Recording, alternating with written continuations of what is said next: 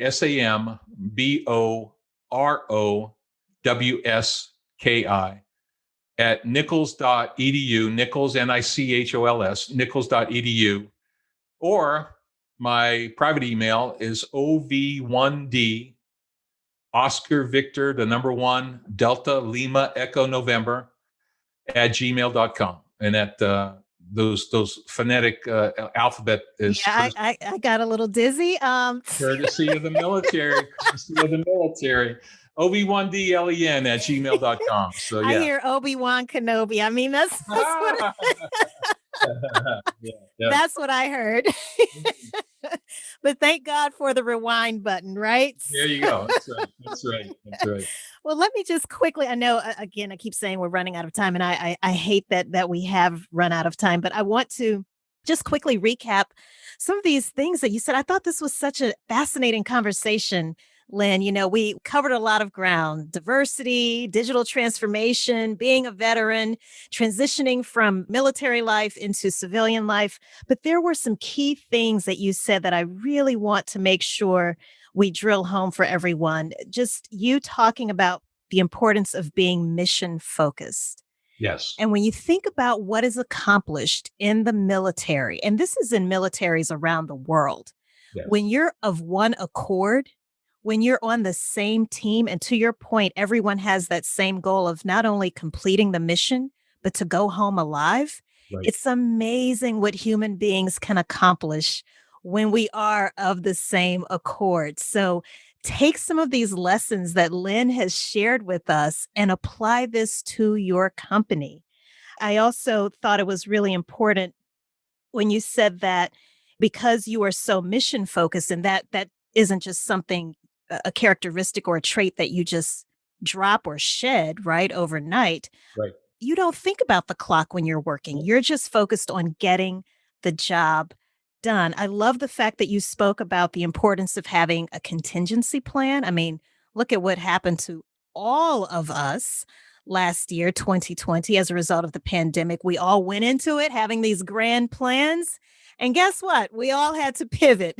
That's right. And if you didn't, you know, if you weren't on the digital technology train before, you were quickly left behind. So I love the concept of branches and sequels. I'm going to do a little bit more homework on that.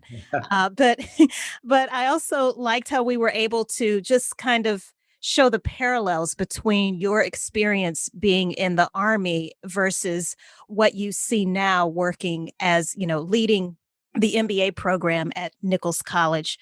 So thank you so much. You know, we talked about the Peter Principle, the fact that exposure, the importance of having exposure to different people, different ideas, different backgrounds, religions, political affiliations, the whole gambit, everything, right? Keep yourself open.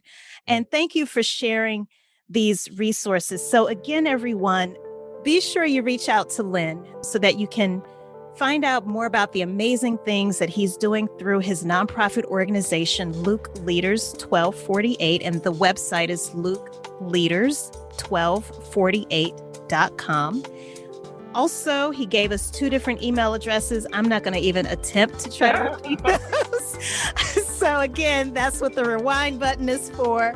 Right. But also make sure you reach out to Len on LinkedIn as well so that you can keep up with what he has going on at Nichols College also. It's very important to network. And so I'd like to be part of your network, and I'd like to be part of your network and you be part of mine. So that'd be great. Absolutely. And I should mention, I promise this really is the last thing. I would be remiss if I did not mention the book, The Art of War.